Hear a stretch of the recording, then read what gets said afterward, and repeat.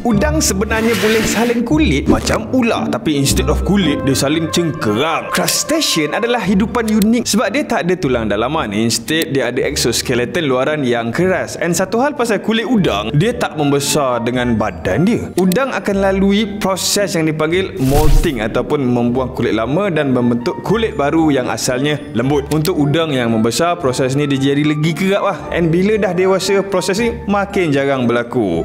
Lapar pula aku tengok konten ni. Nampak ni? Ni boleh makan ni. Oh. Aduh, macam mana nak keluar? Kau kan boleh salin kulit. Aku bukan ular. Kau kan udang. Udang salin kulit. Oh, lah. Okey, tolong aku.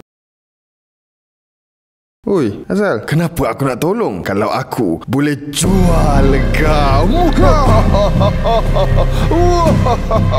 Nah, bos komisen hari ni. Tidak.